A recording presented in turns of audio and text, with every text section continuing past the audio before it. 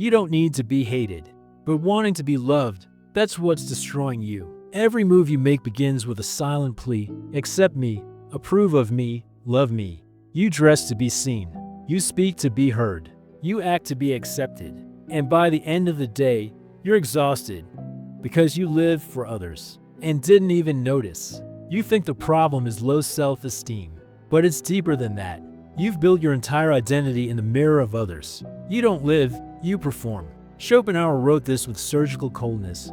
What other people think of us usually matters more to us than what we really are.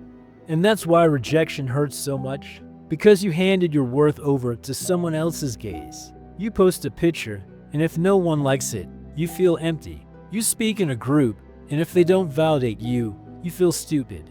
You get promoted, and only feel accomplished if someone claps. But Schopenhauer warns, the ordinary man is concerned with others, the talented man with himself. You live like the ordinary man. You're addicted to the audience. And the more you try to please, the further you drift from who you are. Ever notice how the most loved people aren't trying to be liked? They're whole. They're free. They're hard to swallow. And that's why they're irresistible.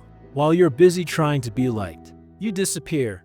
You lower your tone, soften your opinions, mimic, adapt, and vanish. Schopenhauer reminds us again that the esteem of others only has value insofar as it aligns with our own. But you don't even have a solid opinion of yourself. You're a patchwork of other people's desires. It started in childhood. You were praised, not for being true, but for being pleasing. You got affection when you got good grades, when you obeyed, when you behaved. Never when you were simply you. That's why, now as an adult, you still think you have to earn love. And you do everything for it. Overwork, shrink, lie, perform. But Schopenhauer carves it out plainly. It is difficult to find happiness within oneself, but it is impossible to find it anywhere else. You're searching in the wrong place. The love you crave won't come from others. It will come the moment you decide to be whole, even if alone. Because only when you accept being rejected, you finally become free. Only when you no longer need anyone's approval, you find your own.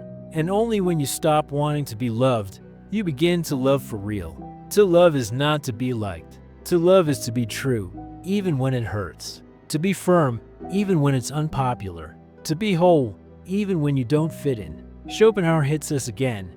He who has nothing to lose is truly powerful. But you're afraid to lose people's love, so you stay a slave. Freedom begins here, by recognizing that the desire to be loved is an invisible prison. It feels sweet, but it's a leash. You'll only be free when you're no longer afraid of being ignored. And then, you won't live to be noticed. You'll live to be true. You'll say no. You'll walk away. You'll break expectations. You'll face contempt and still feel peace.